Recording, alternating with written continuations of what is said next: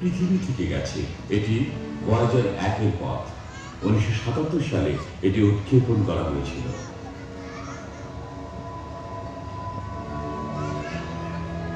2004 সালে আবিষ্কৃত হয় সৌরঝড়ের শেষ কোথায়।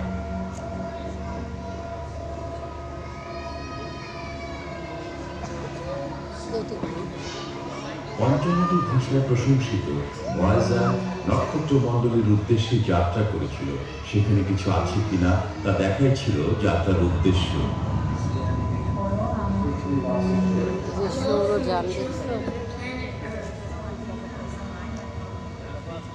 যেখানে যাত্রাপথে নিজস্ব চৌম্বকীয় ক্ষেত্রে সৌরঝড় অবরুদ্ধ ছিল, তার চারপাশ ঘিরে ভয়েজার তার যাত্রা অব্যাহত রাখে। সৌরজগতের বাধা সত্ত্বেও সূর্যের শক্তি সেখানে পৌঁছে যায়, কিন্তু সূর্য সবসময় উজ্জ্বল নয়। বেশিরভাগ নক্ষত্রের জীবনের শেষ ভাগে কি ঘটে?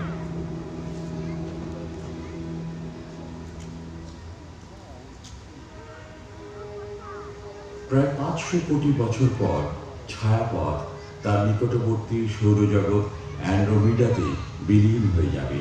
তখন সূর্য হয়ে উঠবে এক লোহিত দানব। প্রায় সব তারকার জীবনের শেষ ভাগে এমনই হয়। এটি পৃথিবীর বহিরাবরণ। ভয় নেই, অনেকদিন পর মানুষ হারিয়ে যাবে, অথবা আমরা কেবল কল্পনাই করতে পারি।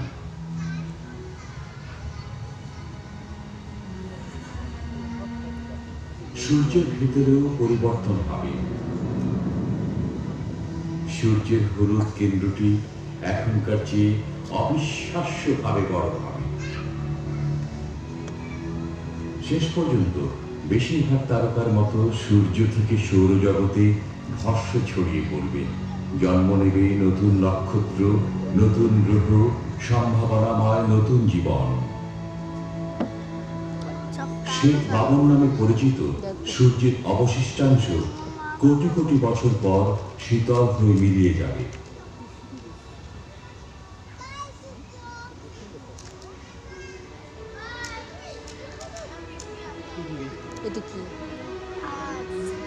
তো আমরা কিভাবে এত সব জেনেছি?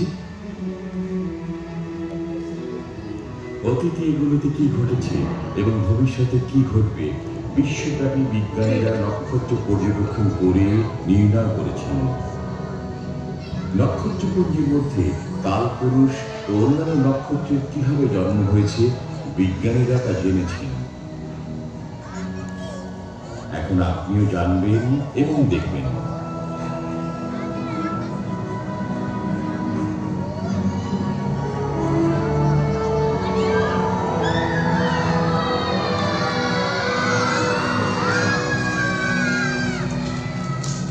এটি কালপুরুষ নীহারিকা।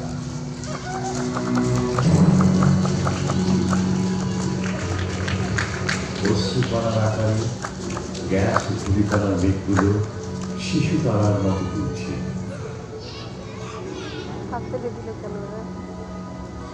সৌরজগতের সর্বত্র ছড়িয়ে থাকা এমন অসংখ্য নক্ষত্র দেখা যায়।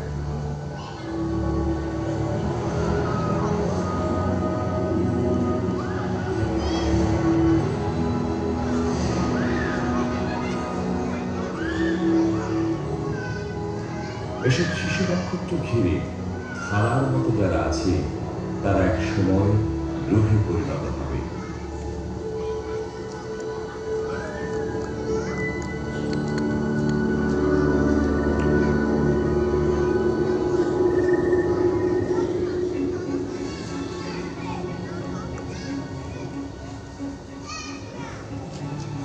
এখনো নক্ষত্রপুঞ্জ থেকে নক্ষত্র নির্গত হয়।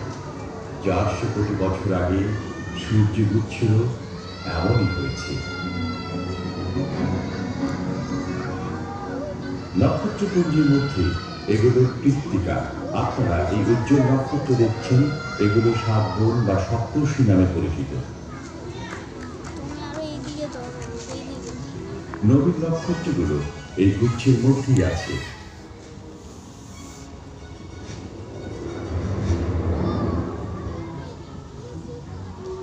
তারকাগুলো তাদের জীবন শেষে বেরিয়ে আসে।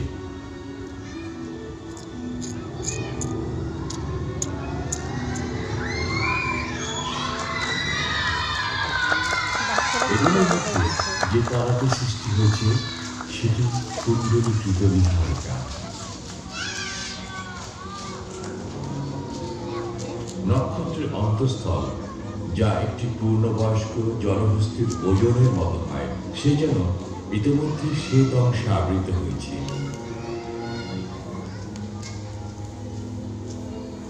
বাইরের স্তরে নির্গত বস্তু থেকে কোনদিন তারকা বা গ্রহ সৃষ্টি হতে পারে, হয়তো পৃথিবীর মতো গ্রহ।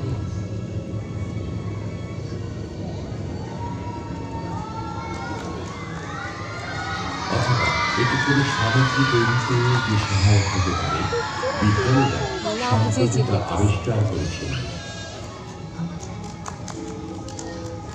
এটি গ্লিস টুটুনা, লাল বর্ণের ক্ষুদ্র তারাটি পৃথিবী থেকে দূরে নয়।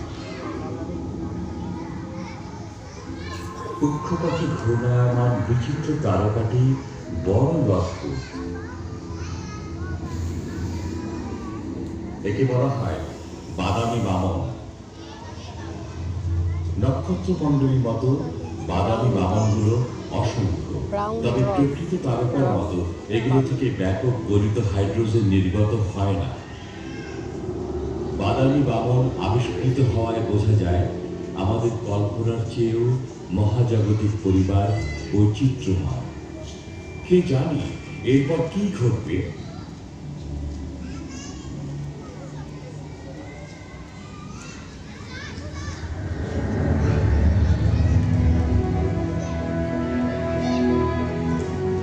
কিন্তু এখনকার মতো আমরা ঘরে ফিরে যাচ্ছি।